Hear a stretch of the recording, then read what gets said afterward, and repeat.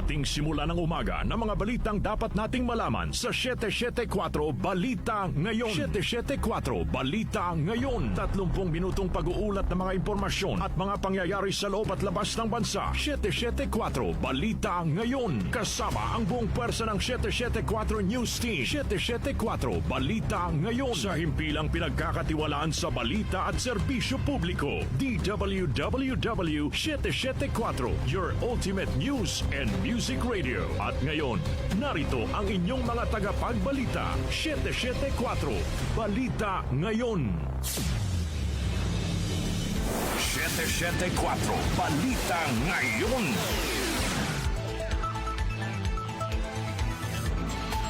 Magandang umaga, Luzon, Visayas at Mindanao. Ngayon po'y araw ng Biyernes, January 30, 2026. Narito na ang 774 Balita Ngayon.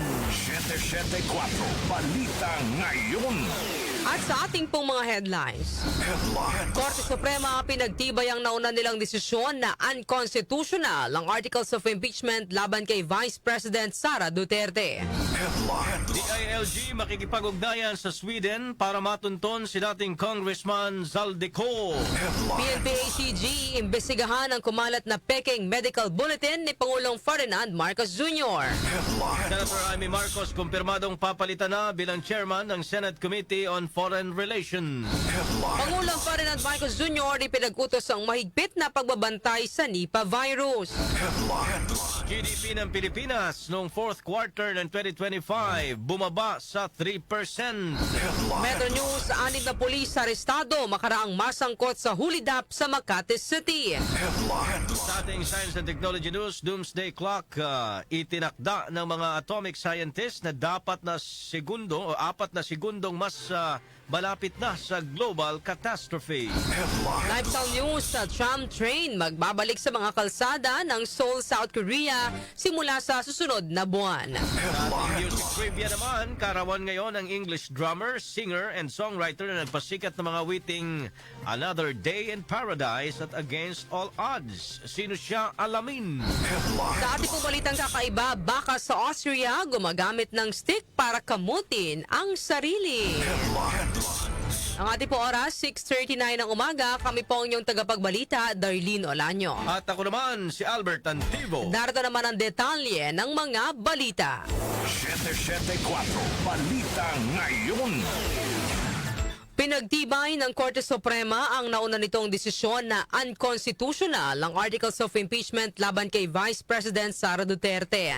Sa pamamagitan ng unanimous vote, ibinasura ng Korte Suprema with finality ang inihaing motion for consideration ng Kamara sa desisyon ng SC noong July 2025. Ayon kay SC spokesperson Attorney Camille Ting, nilabag na naging proseso ang one-year bar rule ng ihain ng ika-4 na impeachment complaint laban kay BP Sara.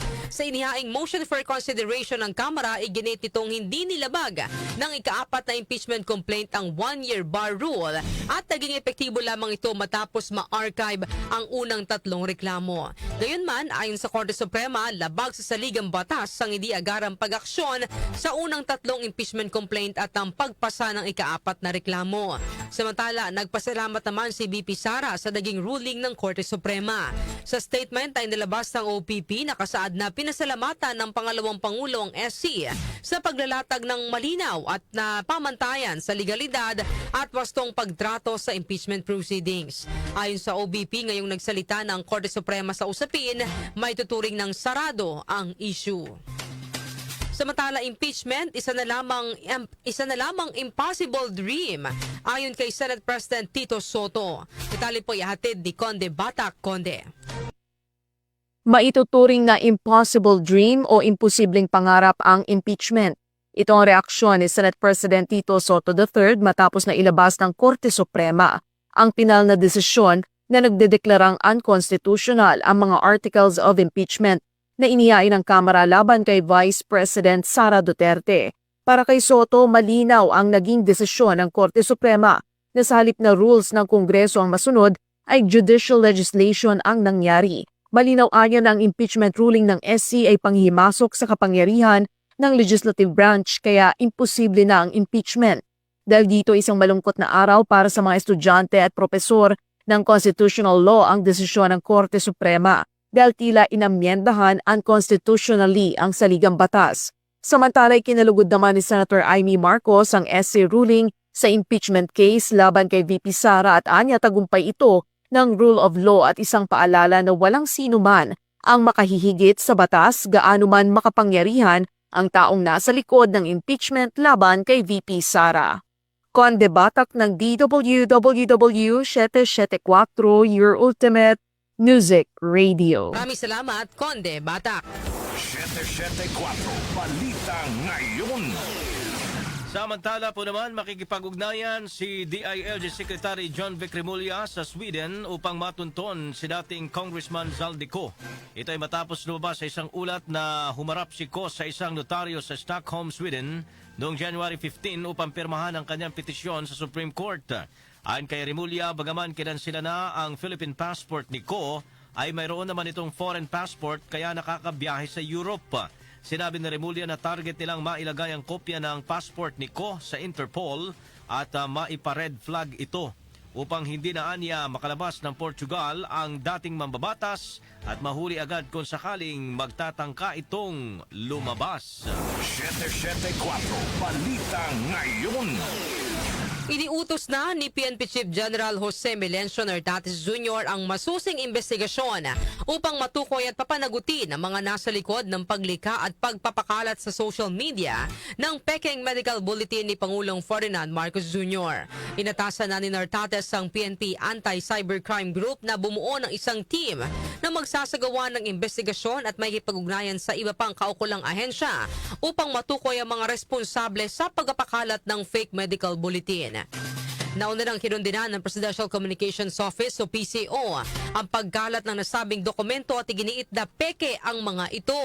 Naglabas rin ng hiwalay na pahayag ang ospital na binanggit sa Peking Medical Bulletin at mariing itinanggi na nagmula sa kanila ang nasabing dokumento. Samantala, pagpapakalat ng Peking medical results si Pangulong Ferdinand Marcos Jr. kinundina ng isang leader ng Kamara. Grace Mariano sa report. Kinondena ni House Deputy Speaker at La Union Representative Paulo Ortega V ang pagpapakalat ng Peking medical test results ni Pangulong Ferdinand Bongbong Marcos Jr. Punto ni Ortega, hindi ito issue patungkol sa kalusugan ng Pangulo kundi issue ng pagpapakalat ng peke at mga maling impormasyon. Di ni Ortega, malinaw ang pahayag ng St. Luke's Medical Center na peke at hindi authenticated ang naturang dokumento. Paalala ni Ortega, ang patient confidentiality, lalo na ang pribadong impormasyon ukol sa kalusugan ng sinuman ay protektado ng batas at polisiya ng ospital. Bunso nito'y nagbabala si Ortega na maaaring maharap sa problemang legal ang sinuman na magpapakalat ng hindi beripikadong medical information. Git ni Ortega, matapos ang pahayag ng St. Luke's Medical Center ay dapat na ngayong matuldukan ang kontrobersiya kaugnay sa kalusugan ni President Marcos na nananatiling abala sa pamamahala sa bansa.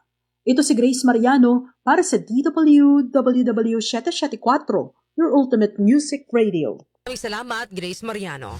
774 Balita Ngayon. Inumpirma naman ni Senate President Pro Tempore Panfilo Lacson na papalitan na si Senator Amy Marcos bilang chairman ng Senate Committee on Foreign Relations. Ayon kay Lacson, sa kanyang pagkakaalam ay ipinaalam na ni Senate Majority Leader Mig Zubiri kay Senator Amy ang planong ito at sa susunod na linggo, inaasahang mangyayari ang pagpapalit ng committee chairmanship. Napipisil na papalit kay Senator Amy sa Foreign Relations Committee si Senator Erwin Tulfo. Paliwanag ni Lacson, tulad ng Blue Ribbon Committee ay tinuturing na malaki at mahalagang komite ang Committee on Foreign Relations na karaniwang nakareserba para sa majority bloc. Gayunman, wala aniya siyang kinalaman sa desisyon na napagkasunduan sa Majority Caucus noong Lunes. Bilang pagpapakita naman ng pakikisama, handa naman si Senator Kiko Pangilinan na ibigay kay Senator Amy ang chairmanship ng Senate Committee on Constitutional Amendments and Revision of Codes and Laws at depende na lamang sa Senadora kung tatanggapin ito o hindi. Samantala, NAPOLCOM Vice Chairperson Rafael Calinisan tinangka umanong suhulan sa kaso ng missing sabongeros. Angel Garcia sa detalye.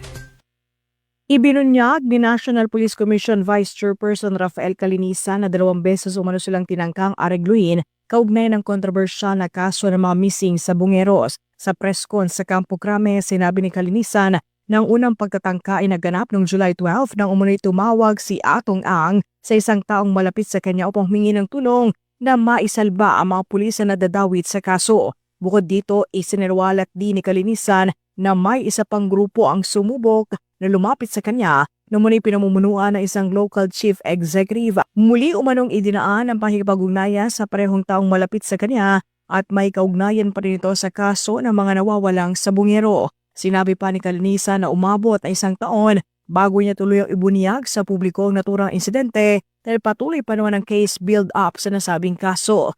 Nilinaw naman niya na walang naganap na alok ng pera at iginit na kampante siyang hahantong sa katotohanan ng patuloy na investigasyon hinggil sa issue ng missing sa Bungeros. Angel Garcia ng GWWW 774, your ultimate music radio. Salamat, Angel Garcia.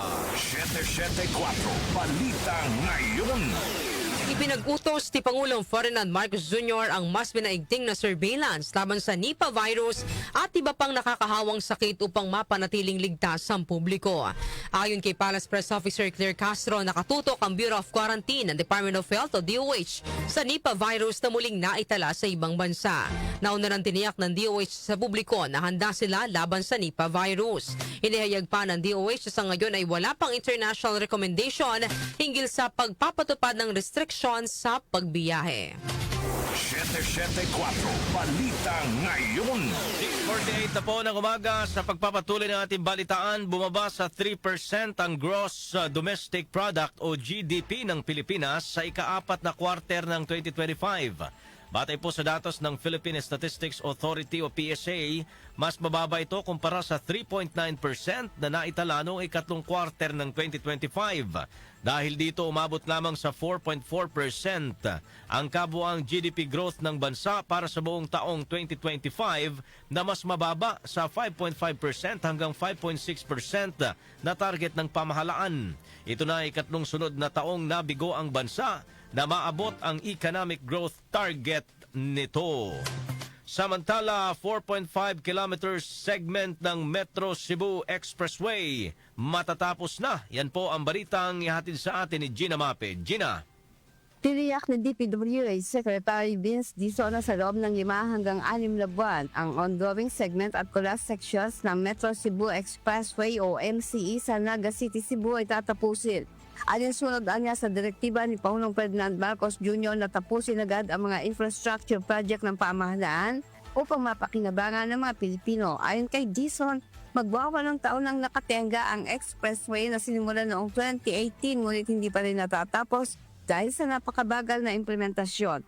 4 na kilometro lamang anya ito ang iksi-iksi na inabot ng 8 taon ngunit hanggang ngayon hindi pa tapos. Inutos na ng kalihim ang pagdaragdag ng equipment at DPWH personnel sa expressway para makatiyak na matatapos ito sa nakatakdang timeline. Handa din anyang tumulong ang DPWH para mapabilis ang implementasyon ng mas malaking bahagi ng Metro Cebu Expressway na hawak ng Cebu Provincial Government. Ako si Gina Mape ng DWWW 774, your ultimate music radio. Thank you, Gina Mape. 774 Balita Ngayon. Ang ating pong oras, 6:50 ng umaga. Kami pa rin po ang inyong tagapagbalita, Darlene Olanyo. At ako naman si Albert Antibo. 774 Balita Ngayon. Metro News. Metro News. Arestado ang 6 na aktibong pulis makaraang masangkot sa hulidap sa 3 individual sa Makati City. Kabilang sa mga naaresto ay isang police staff sergeant at 5 patrolman na pawang nakatalaga sa Manati Police Station 9 ng Manila Police District o MPD. Ayon sa ulat ng Makati City Police Station, galing ang 3 biktima sa Malate at nagtungo sa Makati para kunin sana ang gamit ng 2 babaeng biktima. Ngunit pagdating umano sa lugar, bigla na lang silang tinutukan ng baril ng ilang kalalakihan at kinuha ang kanilang mahalagang gamit at saka tumakas. Agad nagsumbong ang mga biktima sa pulisya na nagresulta sa pagkakadakip sa mga suspect na napag-alamang mga pulis pala. Kasalukuyang nasa kusodian ng Makati City Police Station ang 6 na pulis habang iniimbestigahan ang kaso. Foreign exchange rates. Foreign exchange rates.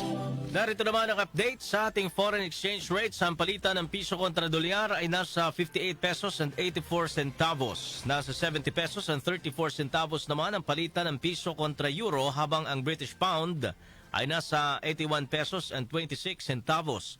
Ang palitan naman ng piso kontra Saudi Real ay nasa 15 pesos and 69 centavos, habang ang Japanese yen ay nasa 38 centavos. Lotto results. Lotto results. Update naman po tayo sa resulta ng Lotto. Iatid po sa atin ni Jonah Bakiran. Jonah. Narito na ang mga lumabas na winning combination sa Super Lotto 649 na binola kagabi January 29, 10, 34, 7, 15, 5 at 31, kung saan naabot sa 21,827,053 pesos and 80 centavos ang papremyo. Wala namang nakapag-uwi ng nasabing papremyo. Habang ang bola naman sa Lotto 642 ay ang 16, 28, 8, 23, 42 at 20, kung saan isa naman ang nakapag-uwi ng 32,894,927 pesos and 40 centavos. Ako po si Jonah Bakirat na nagsasabing huwag lang umasa sa bola, tumaya sa buhay para maka-jackpot ka ng tagumpay. Maraming salamat, Jonah Bakiran. Science and Technology. Science and Technology. Sa atin naman pong balitang S&T's Doomsday Clock, itinakda ng mga atomic scientists na 4 na segundong mas malapit na sa global catastrophe. Yan po ang balita ni Rose May Miranda, RM. Itinakda ng mga atomic scientists ang kanilang doomsday clock ng mas malapit sa midnight na binanggit ang mga salik na nagtutulak ng mga panganib para sa pandaigdigang sakuna. Ang Bulletin of the Atomic Scientists ay ini-adjust ang orasan sa 85 segundo bago ang hating gabi, ang theoretical point of annihilation, na 4 na segundong mas malapit kumpara sa itinakda nila noong nakaraang taon. Ito ang ikatlong pagkakataon sa nakalipas na 4 na taon na ginalaw ng mga siyentipiko ang orasan ng malapit sa hating gabi. Ang Doomsday Clock ay binuo ng Chicago-based non-profit noong 1947 ng panahon ng Cold War tensions na sumunod sa ikalawang digmaang pandaigdig upang bigyan ng babala ang publiko ukol sa kung gaano kalapit na wasakin ang sangkatauhan ng mundo. Nagpahayag ng pagkabahala ang mga siyentipiko tungkol sa mga banta ng unregulated integration ng artificial intelligence sa mga military system at ang potensyal nitong magamit sa maling paraan sa pagtulong sa paglikha ng mga biological threat, gayon din ang papel ng AI sa pagpapalaganap ng disinformation sa buong mundo. Binanggit din nila ang patuloy na mga hamon na dulot ng pagbabago ng klima. Isa rin sa binigyang pansin ni Alexandra Bell, ang presidente at CEO ng Bulletin, ay ang nagpapatuloy na digmaan sa pagitan ng Russia at Ukraine, ang pambobomba ng United States at Israel sa Iran, at mga pagtatalo sa border sa pagitan ng India at Pakistan. Binanggit din niya ang patuloy na tensyon sa Asia kabilang ang Korean Peninsula at ang mga banta ng China sa Taiwan, gayon din ang tumataas sa tensyon sa Western Hemisphere mula nang bumalik sa pwesto si US President Donald Trump 12 buwan na ang nakakaraan. Inihayag pa ni Bell na nagdudulot ang winner-takes-all great power competition ng mga nabanggit na bansa sa international cooperation na kailangan para mabawasan ang mga panganib na nuclear war, climate change, maling paggamit ng biotechnology, mga potensyal na AI-related hazard at iba pang apocalyptic danger. Manatiling may kaalaman sa gamang teknolohiya sa gitna ng pagiging moderno ng ating mundo. Ako si Rose May Miranda, ng DWWW-74, Ultimate Music Radio. Maraming salamat, Rose May Miranda. Lifestyle News. Lifestyle News. Sa atin naman pong lifestyle news, sa tram train magbabalik sa mga kalsada ng Seoul, South Korea simula sa susunod na buwan. Detalye po ihatid ni Mika Fajardo. Magsisimula na sa susunod na buwan ng full-scale train runs ng Wirya Line tram sa Seoul, South Korea, matapos makumpleto ang konstruksyon ng depot, mga riles at iba pang mga pangunahing infrastruktura nito. Ito ang unang pagbabalik ng street-level tram sa Seoul matapos ang 58 taon na itinigil ang operasyon ng mga ito. Tatakbo ang Wirya tram mula sa Machon Station sa line number 5 patungo sa Bokjong Station at sa Namurye Station sa line number 8. Nakumpleto ng unang tram vehicle ang mahigit 5,000 kilometro ng mga paunang pagsubok sa Osong Test Track noong nakaraang taon. Plano ng Seoul na mag-operate ng 10 tramset ng paunti-unti hanggang sa May. Mula naman ngayong February, magsasagawa ang lungsod ng final operation verification sa mismong linya at pagsapit ng August, sa ilalim mga trams sa mga mainline trial runs na sumasaklaw sa 16 na kategorya, kabilang ang kaligtasan sa pagpapatakbo at koordinasyon sa mga ground-based facilities.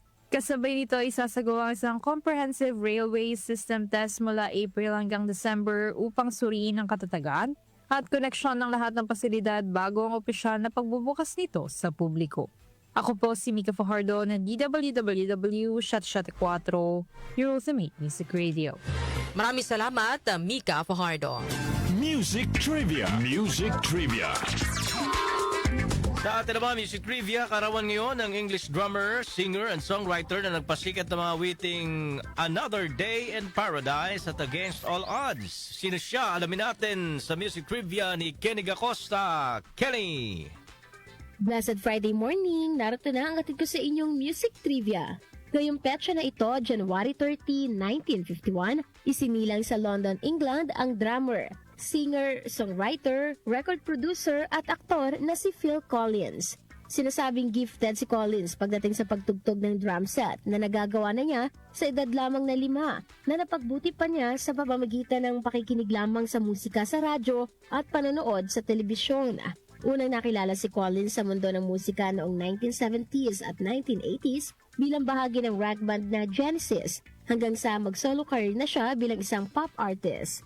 Ilang pagkilala na ang natanggap ni Collins bilang mga awit gaya ng ilang pagkakapanalo niya sa Grammy Awards noong 1980s at 90s. Maliban sa pagiging isang singer, pinasok din niya ang mundo ng pag-arte noong 1964 sa isang stage production na Oliver. Ilan sa mga pelikulang kinabilangan niya ay ang comedy musical na A Hard Day's Night noong 1964 kasama ang The Beatles. Ilan sa mga kilalang awitin ni Phil Collins ay ang Another Day in Paradise, In the Air Tonight, You'll Be in My Heart at Against All Odds. At yan, hatid ko sa inyong music trivia. Ako po si Kenny Gacosta ng DWWW 774, your ultimate music radio. Maraming salamat, Kenny Gacosta. Balitang Kakaiba. Sa atin namang balitang kakaiba, baka sa Austria gumagamit ng steak para kamutin ang sarili.